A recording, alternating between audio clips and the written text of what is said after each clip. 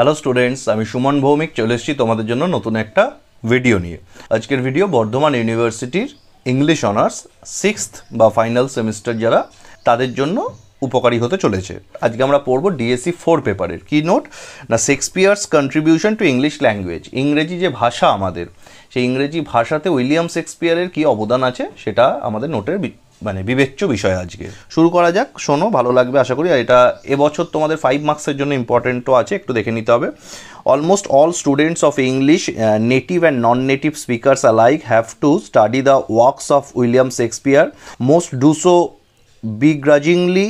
Part of this reaction is because despite reassurances from teachers that Shakespeare was one of the most influential writers in the English language and in the world, many students don't understand exactly how profound Shakespeare's influence was on the development of the English language. তাহলে almost বলা হচ্ছে পুরো পৃথিবী জুড়েই William শেক্সপিয়ারকে ইংরেজি ভাষা পড়তেই হয়, সেটা নেটিভ হোক বা নন নেটিভ। নেটিভ মানে কারা? যারা ইংরেজ মানে ব্রিটিশ, যারা ব্রিটিশার্স তাদেরকেও পড়তে হয়। নন নেটিভ মানে আমরা যারা ব্রিটিশ নই।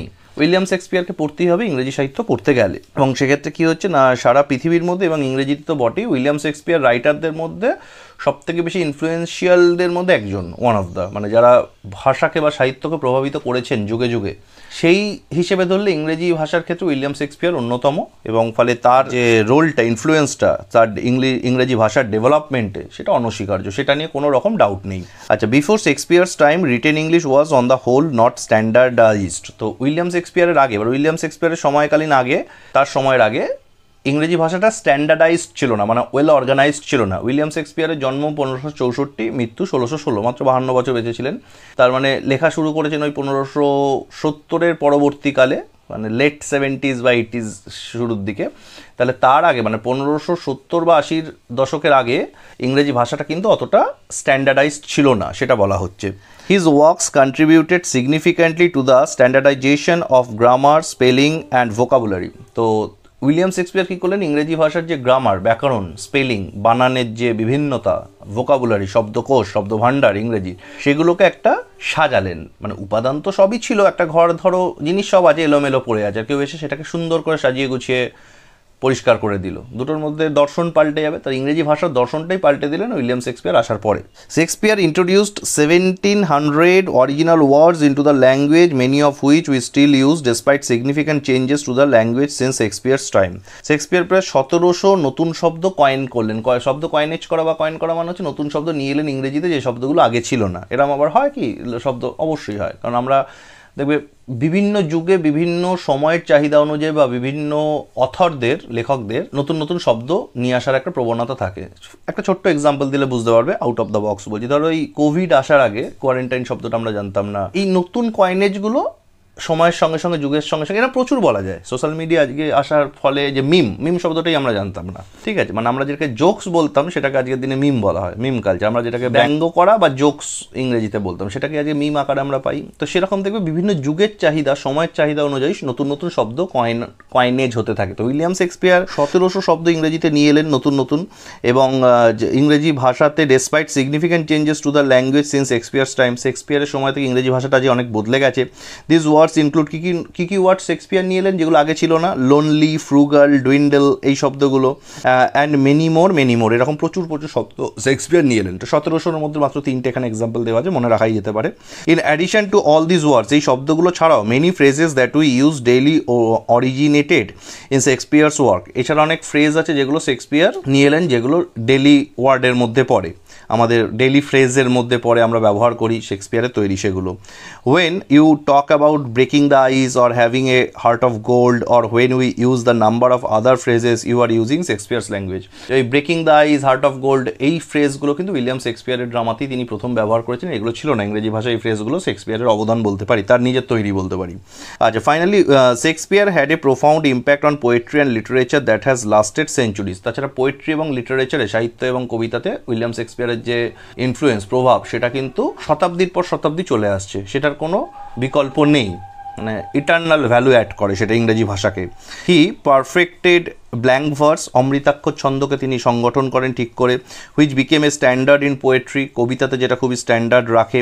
Hermann Melville, William Faulkner, Alfred Lord Tennyson and Charles Dickens were all heavily influenced by Shakespeare. এই যে বিখ্যাত লেখকদের নাম করলাম, ডিকেন্স সাহেব থেকে টেনিসন সাহেব, সকলেই কিন্তু শেক্সপিয়ারের দ্বারা গভীরভাবে প্রভাবিত ছিলেন। এটা হবেই, কারণ তুমি রবীন্দ্র পরবর্তী যুগে যদি বাংলা সাহিত্য দেখো, প্রত্যেকের লেখাতে তুমি রবীন্দ্রনাথের একটা ছোঁয়া পাবে। কিশোর কুমারের পরবর্তী যদি তুমি গানের জগৎটা দেখো, প্রত্যেকে কুমার শানু থেকে সোনু নিগম, প্রত্যেকের মধ্যে তুমি কিন্তু একটা কিশোর কুমারের ছোঁয়া পাবে। এটা হয় যখন একটা মহিরুহ কেউ একটা জায়গা ছেড়ে চলে যায়, সকলে নিজের নিজের কন্ট্রিবিউশন দিয়ে তার মতো হওয়ার চেষ্টা করে। তো উইলিয়াম শেক্সপিয়ারের ক্ষেত্রে জিনিসটা আলাদা কিছু নয়, এটা হবেই হবে। আমরা যখন সচিন তেন্ডুলকার 2013-তে খেলা ছাড়লেন, প্রত্যেকের কিন্তু যত ভালো ব্যাটসম্যান ভারতীয় ক্রিকেটে, বিরাট কোহলি থেকে রোহিত শর্মা এসেছে, আমরা সবাই সচিনের জায়গাটাকে ফিল আপ হবে। ইন্ডিয়ান ক্রিকেটে দেখো উইকেট কিপার, আজকেও আমরা ধোনির বিকল্পকে সেটা খুঁজছি। এটা হতে বাধ্য, যে কোনো লেজেন্ডারি স্টলওয়ার্ড যখন কেউ সেই জায়গা ছেড়ে চলে যায়, বাকিরা তার মতো ইনফ্লুয়েন্সে এগোবার চেষ্টা করে, সেই ফুটস্টেপটা ফলো করে। উইলিয়াম শেক্সপিয়ারও বিকল্প নন। তাই হলো যত বড় রাইটাররা শেক্সপিয়ারের পরবর্তী যুগে এলেন, প্রত্যেকের মধ্যে শেক্সপিয়ারের একটা ছোঁয়া পাওয়া যায়, কিন্তু উইলিয়াম শেক্সপিয়ার আর হয়ে ওঠা হলো না কারোর। খুব স্বাভাবিক, তাহলে তো হয়েই যেত। সকলের মধ্যেই ছোঁয়াটা আমরা পাই। The impact led George Steiner to conclude that romantic English poets were feeble variations on Shakespearean themes. সেই জন্য জর্জ স্টেইনার বলছেন যে যারা রোম্যান্টিক পোয়েট এলেন ইংরেজি সাহিত্যে, তারা সকলকেই তিনি বলছেন feeble variations on Shakespearean themes. শেক্সপিয়ারের থিমগুলো নিয়েই তারা কাজ করেছেন সকলেই। মানে রোম্যান্টিক এজ এসেছিল শেক্সপিয়ারের মৃত্যুর প্রায় 200 বছর পর। শেক্সপিয়ারের মৃত্যু হচ্ছে 1616 সালে, রোম্যান্টিক এজ শুরু হচ্ছে 1798 সালে ইংরেজি সাহিত্যে, তো অলমোস্ট 180 বছর পর। সেই 180 বছর পরের যে থিমগুলো নিয়ে লেখা হলো, দেখা গেল শেক্সপিয়ার ওই থিম নিয়ে আগেও লিখে গেছেন অলরেডি। তাহলে বুঝতে পারছো তিনি কতটা দূরদৃষ্টি সম্পন্ন মানুষ ছিলেন। তো রোম্যান্টিক এজটা পুরোটাই শেক্সপিয়ারের থিমের উপরই লেখা হয়েছিল। Because of the profound impact of Shakespeare's language on the way we speak today, studying the works of Shakespeare is an indispensable part of cultural education. এবং শেক্সপিয়ারের পড়াটা, মানে শেক্সপিয়ার পড়াটা শুধুমাত্র লিটারেচার পড়া না, সেটা একটা তোমার কালচারাল এডুকেশনকেও সমৃদ্ধ করে উইলিয়াম শেক্সপিয়ারের লেখা পড়লে।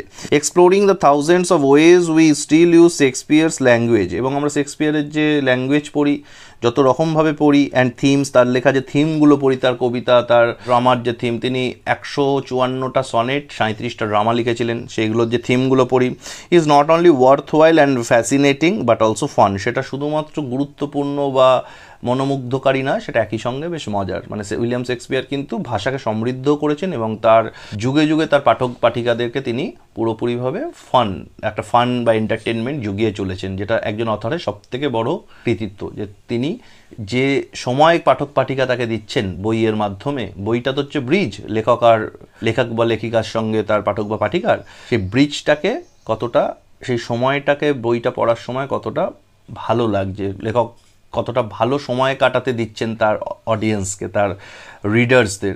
উইলিয়াম শেক্সপিয়ার যেটা যুগে যুগে করে এসেছেন সাফল্যের সঙ্গে এবং করে চলেছেন।